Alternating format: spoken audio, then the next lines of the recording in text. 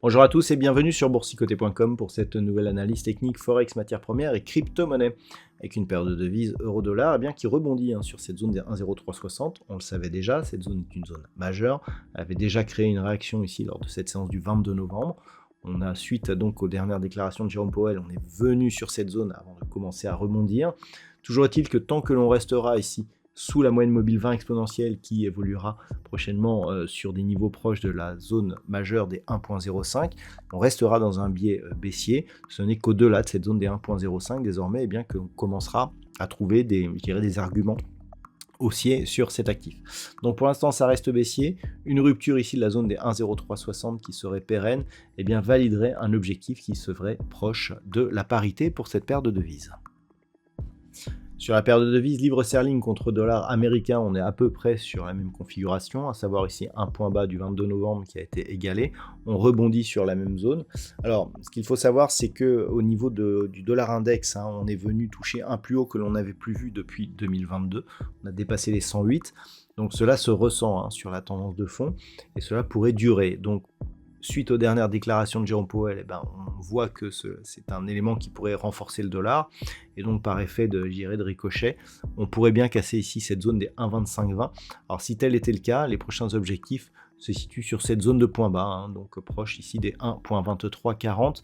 Il faudrait repasser au minimum au-delà de cette zone de point haut ici, qui se situe sur des niveaux proches des 1,28 pour changer de tendance, puisque si on remonte d'une manière directe ici sur la zone des 1,28, on aurait deux zones de points bas assez proches avec cassure du point haut intermédiaire, double bottom, qui pourrait nous projeter ici sur un objectif au-delà des 1.30.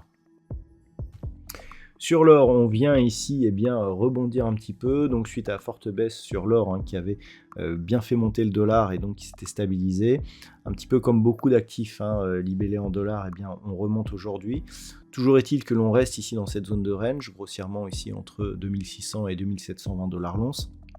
On a tenté ici une cassure de cette zone, mais qui semble ne pas être pérenne pour l'instant. On a toutefois marqué un contact sur la bande de Bollinger inférieure, ce qui nous indique que tant que l'on n'a pas cassé ici cette moyenne mobile 20 exponentielle, c'est-à-dire une zone proche des 2650 dollars l'once, on restera dans un flux plutôt baissier.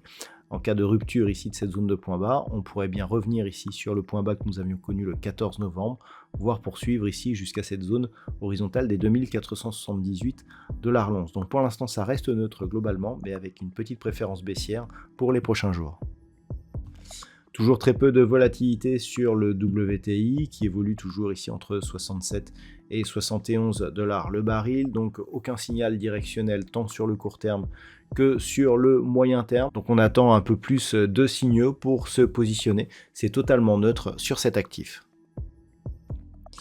Et enfin sur le Bitcoin, on est venu consolider, on s'est rapproché de la zone horizontale ici qui est identifiée à 92 000 dollars pour un Bitcoin, zone ici qui est un retracement de Fibonacci par rapport à l'intégralité ici de cette dynamique haussière. On avait un objectif à 113 500 dollars pour un Bitcoin qui a été invalidé. Donc pour l'instant, on va maintenant observer ce qui se passe par rapport à cette dynamique. Tant que l'on reste ici au-dessus du retracement à 38,2%, c'est un retracement qui ne remet pas en cause l'intégralité de la dynamique. On le voit, on a bien rebondi ici sur cette zone.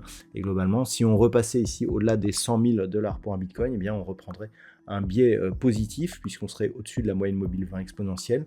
Donc globalement, phase de consolidation qui pour l'instant n'a pas trop de conséquences, mais on attend ici de voir si la semaine prochaine, on peut revenir sur une cotation à 6 chiffres sur cet actif, ce qui serait synonyme d'une possible reprise haussière.